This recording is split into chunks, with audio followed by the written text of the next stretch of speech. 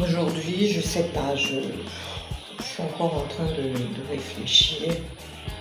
Est-ce que je les lâche?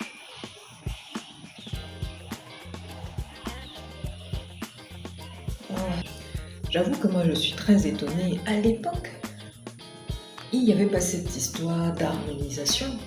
Mais est-ce que cela a fait de nous des parents déséquilibrés? On n'avait pas du tout de situation d'harmonisation, hein. Chacun faisait la coiffure qu'il pouvait.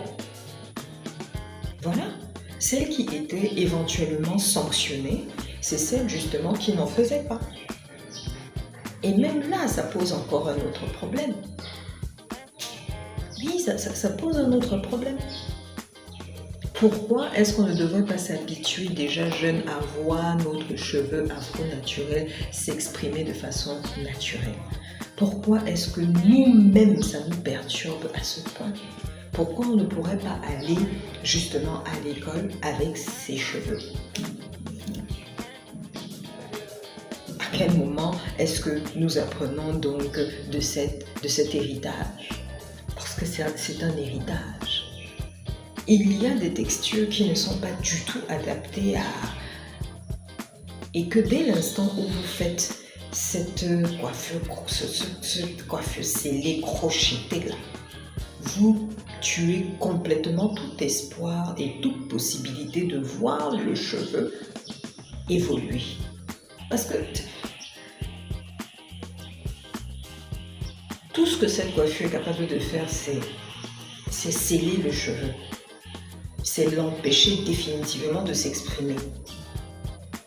Et c'est une coiffure, le crochet, qu'on force les enfants à faire en milieu scolaire qui met de la tension au niveau du cuir-cheveux.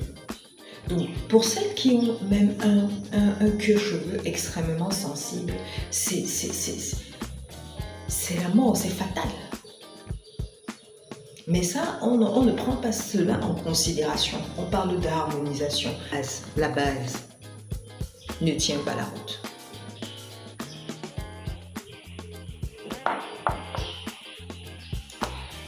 Nos filles sont donc exposées à de la désinformation totale sur leur identité.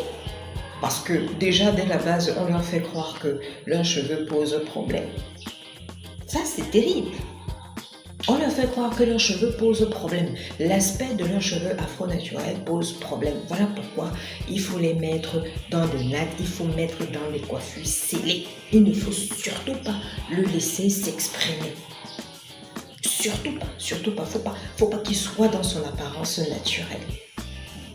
Mais dès l'instant où vous inculquez donc ça à la jeune fille, qu'est-ce que vous croyez qu'elle va devenir plus tard? Vous pensez que subitement, comme ça, elle va se mettre à apprécier? Oui, ça arrive, mais dans de très très rares cas. Dans de très très rares cas. Il faudrait vraiment qu'elle soit exposée à cette réalité-là en continu. Et nous savons très bien que ça ne fait pas la majorité. On est plus exposé au modèle caucasien qu'au modèle africain. Voilà ce qui est donc la vérité dans cette histoire. Quand les politiques décident d'harmoniser l'aspect esthétique du cheveu de nos jeunes filles en milieu scolaire, voilà ce que ça donne. Voilà ce que ça crée sur le long terme. Personne pour tirer la sonnette d'alarme, vu que c'est arrangeant pour tout le monde. C'est la meilleure façon de fuir la responsabilité vis-à-vis de cette éducation. Parce que c'est une éducation. De nos jours, ça devrait être une transmission fluide, mais ça ne peut plus, avec tous les impacts qu'il y a extérieurs. Aujourd'hui, ça doit être une éducation. Il faut éduquer la jeune fille à ce qu'elle aime, comprenne et entretienne son identité. C'est incroyable. C'est incroyable. À quel point nous avons pris un très mauvais départ.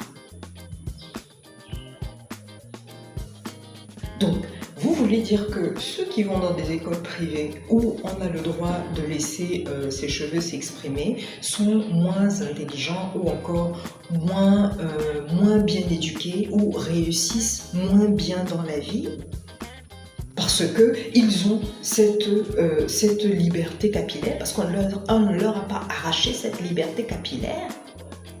Est-ce que c'est ce que cela veut dire? Que parce que nos jeunes filles doivent, soi-disant, j'ouvre bien les guillemets, entrer dans un processus d'harmonisation sur le plan esthétique, forcément, ça va faire d'elles des grandes chefs d'État. Moi, je suis pas contre. Moi, je suis pas contre. Je suis pas contre qu'elles deviennent de grandes chefs d'État. Je suis contre qu'on leur empêche de s'éduquer par rapport à leur réalité capillaire. Parce que même si on te l'inculque, c'est-à-dire que cette transmission a été faite au niveau des parents, au niveau de la maison, on te l'inculque, d'accord, mais tu n'as pas le temps de mettre ça en pratique. Tu n'as qu'une journée le samedi et éventuellement les vacances et les congés pour mettre en pratique tout ce qu'on t'a inculqué par rapport à ton cheveu naturel. Et je pense que ce n'est que le début d'une longue série en ce qui concerne les sujets capillaires et la transmission à la jeune génération.